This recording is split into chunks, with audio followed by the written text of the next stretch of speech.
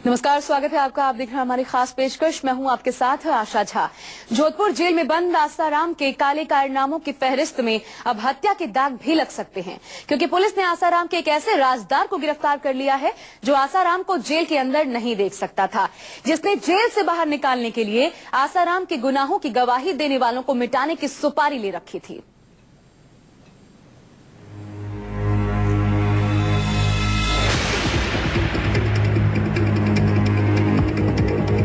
एक ऐसा खतरनाक कातिल जो सिर्फ आसाराम की सुनता था।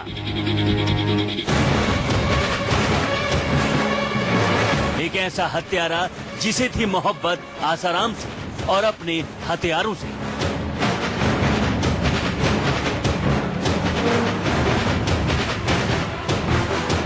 नफरत करता था उनसे जिनसे नफरत करते थे जेल में बंद आसाराम।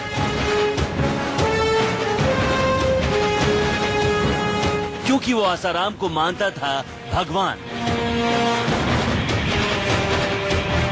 और उनके दुश्मन को अपना दुश्मन।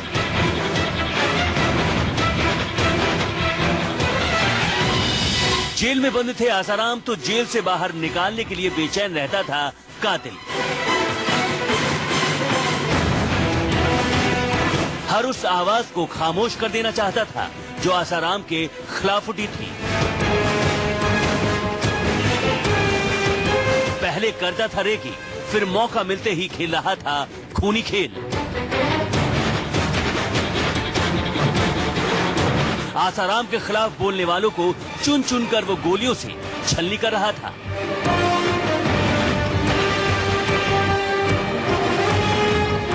जैसे जैसे मिट रहे थे आसाराम के खिलाफ बोलने वाले गवाह, वैसे वैसे मालदार हो रहा था कातिल।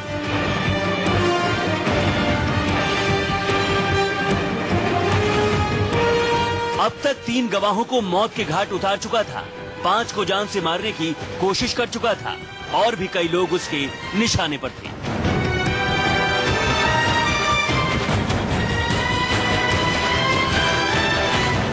क्योंकि वो है गवाहों का कातिल। आज हम आपको बताएंगे इस कातिल की हर हकीकत। बने रहिए हमारे साथ, क्योंकि जैसे जैसे खुलेगी कातिल जुबान, मजबूत होगी आसाराम की जेल की दीवार। भूपेंद्र सिंह, अहमदाबाद, न्यूज 24।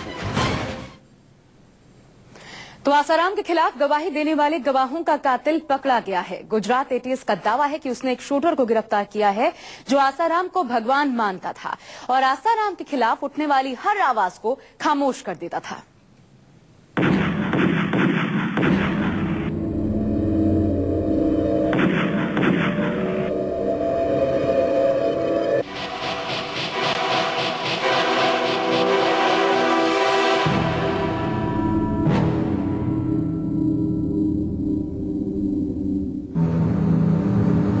पुलिस की गिरफ्त में खड़ा ये है कार्तिक उर्फ राजू दुलाल चंद हल्दर। आसाराम का ऐसा भक्त जिसके सिर पर सवार रहता था खून।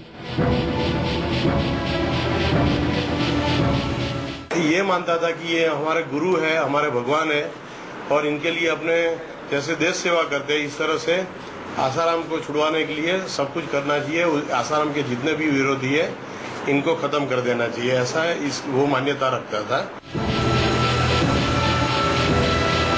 पुलिस का दावा है कि इस खूंखार ने हर उस आवाज को खामोश कर दिया जिसने आसाराम के खिलाफ मुंह खोलने की जुर्रत दिखाई।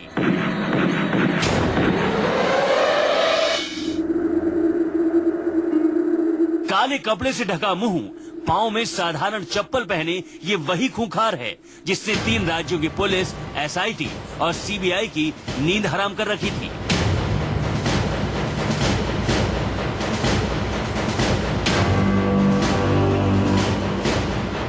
पुलिस का दावा है कि ये वही गवाहों का कातिल है जिसने राजकोट में अमृत प्रजापति की गोली मारकर हत्या कर दी थी। ये वही हत्यारा है जिसने शाहजहांपुर में कृपाल सिंह को मौत के घाट उतार दिया था।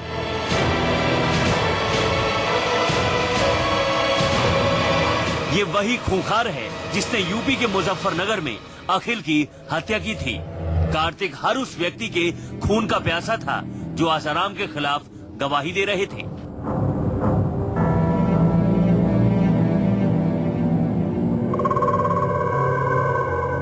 खास करके 3 मर्डर और 4 अटेम्प्ट टू मर्डर के जो इंसिडेंट्स बने वो सब में ये कार्तिक, इलियास, राजू, हल्दर जो है शामिल है।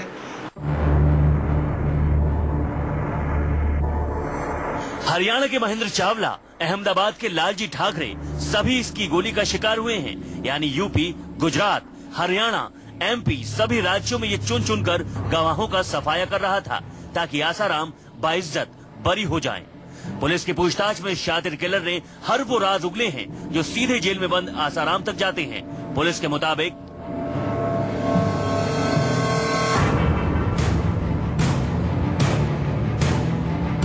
इस किलर ने अमृत प्रजापति, कृपाल सिंह, अखिल को गोली मारकर मौत के घाट उतार दिया और महेंद्र चावला, लालजी ठाकुर, राजू चंडोक, ओम प्रकाश प्रजापति, सीमा प्रजापति पर जानलेवा हमला किया। चौंकाने वाली बात यह है कि कार्तिक को अमृत प्रजापति की हत्या के बाद आसाराम के समर्थकों ने 25 लाख रुपए चुकाए थे। प्रवीण वकील, केडी पटेल, संजय जोधपुर और मोहन किशोर ये कुछ ऐसे नाम हैं जो कार्तिक की मदद करते थे।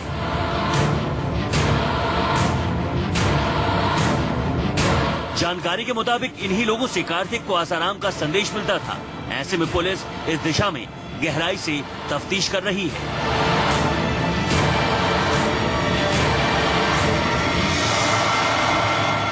इनके स्टेटमेंट्स पर आगे तपास चलेगी और आसाराम यदि इसमें दोषी पाया गया तो इनको भी अरेस्ट किया जाएगा। खास करके क्रिमिनल कॉन्स्पिरेसी के अंदर जैसे जैसे स्टेटमेंट आगे पढ़ेंगे और सब्सटेंसिव एविडेंस हमें मिलेगा या सपोर्टिंग एविडेंस मिलेगा तो उसके पर से आगे की कार्यवाही होगी। बताया जा रहा है कि कार्तिक साल 2000 में दिल्ली में आसाराम के आश्रम में सत्संग में शामिल हुआ था और उसके बाद 2001 में अहमदाबाद के आश्रम में साधु बनकर रहने लगा था। इस मामले में एटीएस इसे एक बड़ी सफलता के तौर पर देख रही है और फिलहाल इस मामले में और भी तफ्तीश कर आश्रम और नारायण साईं से इस हत्यारे के संबंध की जांच कर रही है। पुलिस ये भी पता लगाने की कोशिश कर रही है कि आखिरकार कार्तिक को इन हत्याओं और हमलों के लिए कुल कितने रुपए मिले और वो किसने दिए। भूपेंद्र सिंह, अहमदाबाद, न्यूज़ 24। वैसे फिलहाल जेल में बंद हैं आसाराम और उनके बेटे नारायण साई, लेकिन जेल से बाहर बाप बेटे की करतूतों को बेपर्दा करने वाले बेमौत मारे जा रहे थे। बाप बेटों के गुनाहों के गवाहों को जान से मारा जा रहा था ताकि अदालत तक कोई गवाह पहुंच ही ना सके और इस खूनी खेल में कार्तिक सुपारी किलर की भूमिका में था।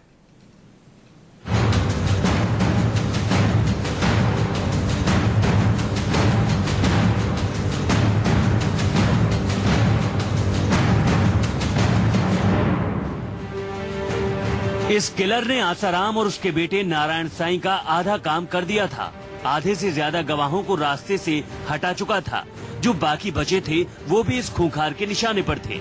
पुलिस के मुताबिक इस कातिल ने कई अहम गवाहों को चुन चुन कर मारा है। नाम कृपाल सिंह, तारीख 10 जुलाई 2015, जगह शाहजहांपुर। 35 साल के कृपाल सिंह की शाहजहांपुर में गोली मारकर हत्या कर दी गई। बलात्कार के एक मामले के मुख्य गवाह कृपाल सिंह पर शाहजहांपुर में 2 मोटरसाइकिल सवारों ने तब गोलियां चलाई थी जब वो अपने घर से लौट रहे थे। कृपाल से पहले मुजफ्फरनगर में भी इस कातिल ने अखिल का खून किया था। नाम अखिल गुप्ता, तारीख 11 जनवरी 2015, जगह मुजफ्फरनगर। जनवरी 2015 में आसाराम के कई राज जानने वाले उनके रसोइये अखिल की गोली मारकर मुजफ्फरनगर में हत्या कर दी गई। अखिल ने भी आसाराम के खिलाफ गवाही दी थी। नाम अमृत प्रजापति, तारीख 23 मई 2014, जगह राजकोट। राजकोट में अमृत प्रजापति की गोली मारकर हत्या कर दी गई। अमृत प्रजापति वही शख्स है जो पहले आसाराम के वैद्य थे और उनके आश्रम में रहते थे, लेकिन फिर आसाराम की हकीकत जानने के बाद उन्होंने उसके खिलाफ कई मामलों में गवाही दी थी। अमृत ने मीडिया से लेकर अदालत तक आसाराम के पापों का काला चिट्ठा खोलकर रख दिया था। ये सभी गवाह अब इस दुनिया में नहीं रहे, लेकिन इनकी गवाही इतनी मजबूत थी कि आज तक इन बाप बेटों को जेल में बंद रहने पर मजबूर कर दिया। लेकिन कातिल का इरादा तो कुछ और ही था। किलर हर उस शख्स के खून का प्यासा था जो गवाह थे, इसलिए इनके अलावा 5 और लोगों को भी अपना निशाना बनाया, लेकिन ये सभी बच गए। नाम महेंद्र चावला, तारीख 13 मई 2015, जगह पानीपत। नारायण साईं के पर्सनल सेक्रेटरी रहे महेंद्र चावला पर भी हमला हुआ, क्योंकि महेंद्र भी आसाराम के खिलाफ हो गए थे और बाप बेटे से जुड़ी कई घिनौनी करतूत को बेपर्दा किया था। जानकारी के मुताबिक कार्तिक के निशाने पर महेंद्र के अलावा लालजी ठोकरे, राजू चंडोक, ओम प्रकाश प्रजापति रहे, लेकिन इन सभी हमलों में कार्तिक अकेले नहीं था। दूसरी बात ये कि कार्तिक ने जिन लोगों पर हमला किया उसके अलावा राहुल सचान, दिनेश भागचंदानी, विमलेश ठक्कर, राकेश पटेल भी हैं जिन पर हमले हुए हैं, क्योंकि इन सभी ने आसाराम के खिलाफ अदालत में गवाही दी थी, मुकदमा दर्ज किया था। अब सवाल ये उठता है कि इनकी जान लेने वाला कौन था। पुलिस ने कार्तिक को गिरफ्तार कर गवाहों के कत्ल की गुत्थी से पर्दा उठाने का दावा किया है, लेकिन अब भी कई सवाल अनसुलझे हैं। जैसे हत्या में कार्तिक के साथ और कौन कौन शामिल थे, हत्यारे को हत्या की सुपारी कौन देता है, आश्रम में रहने वाला कार्तिक हत्या किसके इशारे पर करता था। ये सवाल इसलिए जरूरी है कि जितने गवाहों पर हमले हुए सभी ने एक सुर में कहा है कि आसाराम के गुर्गे उनकी जान के पीछे पड़े हैं और कभी भी हमला कर सकते हैं, और हुआ भी वही। भूपेंद्र सिंह, अहमदाबाद, न्यूज़ 24।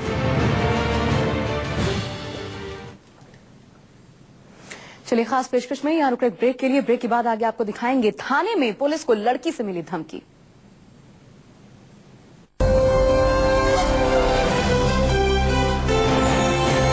ये है BAG नेटवर्क 24।